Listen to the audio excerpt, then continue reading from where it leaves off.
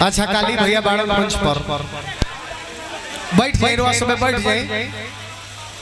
हमारा हिसाब से तेज कार्यक्रम के ना कोनो रूल बा ना कोनो सिस्टम बा।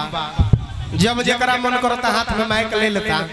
एक मिनट रुक जा, पहले ते भाई हट जो घर के हमारे हाथ में हट जाओ तो 2 मिनट हम 2 मिनट समझा देता नहीं। हट जाओ तो हट जा, वो 2 मिनट पे नीचे उतर आ लगे नीचे उतर था पहले तू नीचे उतर था पहले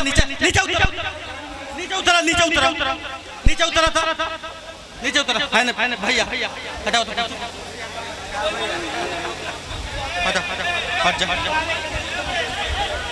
हट जा तने होने में घुस जाएंगे होने में घुस तो रुक जाएंगे रुकी ना होने में हेने रहा बोल मत आती रहा लो कर लो कोई ना बोल। अच्छा जी करा जबे मन करता उहे बोले लगा था, तो कैसे कार्यक्रम होई? मंच के गरिमा को आप लोग समझिए, मंच को खाली करिए।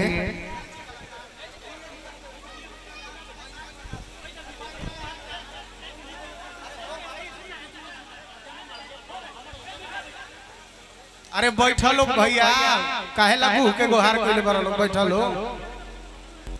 अरे ठीक बा भाई, बड़ा डिस्टर्ब होता।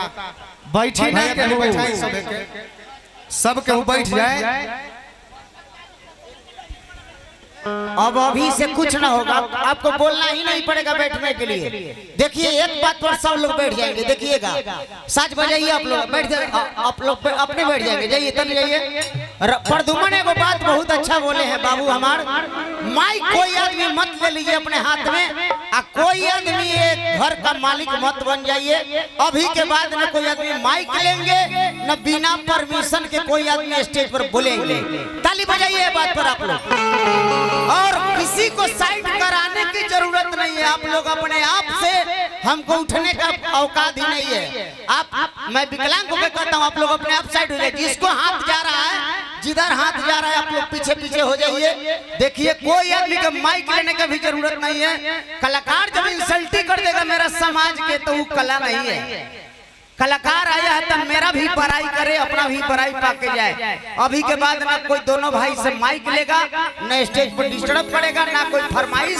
खूब अच्छा से जमा दीजिए, मजा आ जाए, हम लोग के दिल आनंद हो जाए। कोई आदमी कोई डिस्टर्ब नहीं, कोई आदमी आगे नहीं आएगा, मंच के भीड़ नहीं है।